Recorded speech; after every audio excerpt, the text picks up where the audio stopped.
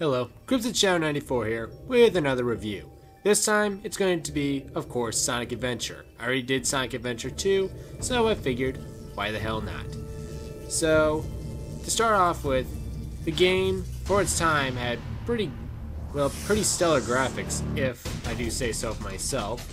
Some people say that the Dreamcast could have pulled out more power than this, but when you consider it, it's a first titled game, so most first titled games don't have that good of graphics.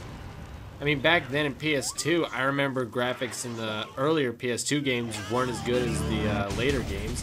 I noticed that with some Xbox 360 games. Sonic 06, that was one of the first games to come out for 360, and it wasn't that good. So, well, graphic department. It's basically an opinion for Sonic 06. Now for this game, it's a very mixed opinion game. And hold on, I'm going to have to skip this cutscene to move on.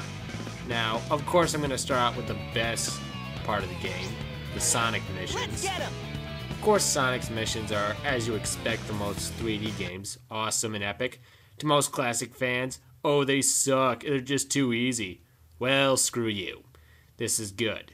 Now, keep in mind, I like classic Sonic as much as the next guy, but I like 3D Sonic too, so yeah.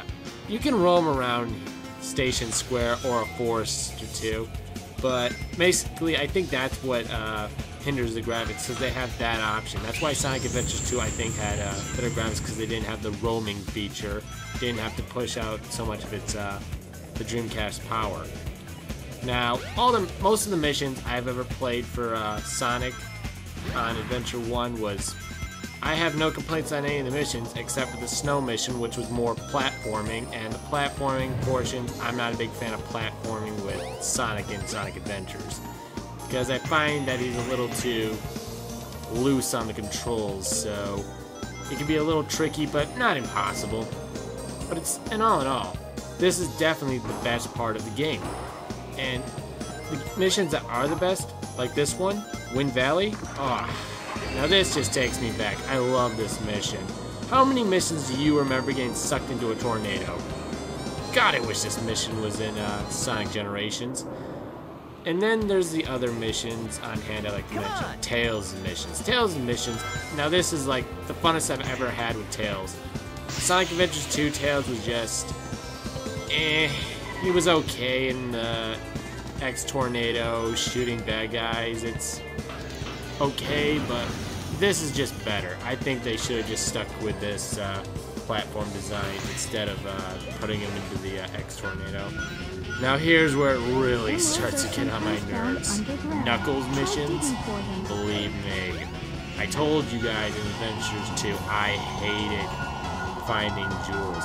Okay, I'm basically saying in a vote that they should just go back to how, I'm not trying to sound like a classic fan or anything, I say they should do what they did in Sonic 3 and just make him do the same thing with Sonic 3. Do the missions, fight a boss, and get the mission over with. That would be awesome. I just want them to go back to Sonic 3, not 2D, just 3D style. I know they can do it. They sure as hell can if they can do this. Besides, the camera angle every time you fly, sometimes if you go around a corner, you'll get off angle and you'll have to recover, and by the time you recover, you're nearly down to the ground into your death. Then there's Amy's missions. Now, if you're a Mario fan, you might appreciate this more. It's a little more slow-paced and more a line of platforming. Most platformer fans would probably dig Amy's missions. I'm not the biggest fan of them. I mean, Sonic 06, her hammer attack was really delayed, and Okay, the Amy for Adventures is definitely far more superior than 06's. There is no doubt in my mind. I realize you can go invisible in Sonic 06, but I don't think I would care if I was invisible or not. I want to attack and destroy my enemies, you know? Now, the whole thing is, does anyone remember when Mario basically the screen was moving and you had to move before, like, get ahead of the screen before it moves you and just slides you off the edge? Well, it's something like that with Zero trying to chase you. And I am not doing Big the Cat's missions. You could forget that. Now, it's not because I'm lazy, it's just because I hate these missions more than I hate the Knuckles missions.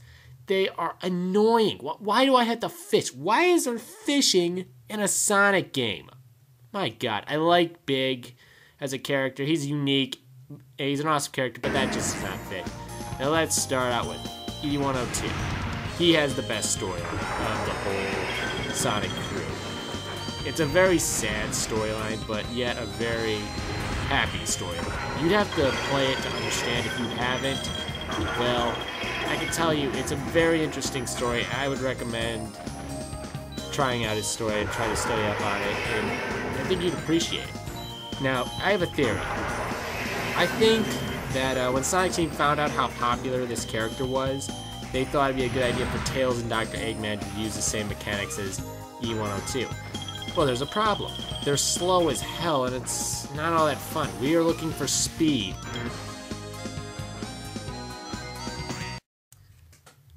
But all in all, this game is great. I would recommend it to any Sonic fan. This game may have a few flaws and a few annoying missions, but it's well deserving of a 10 out of 10. Please comment or subscribe.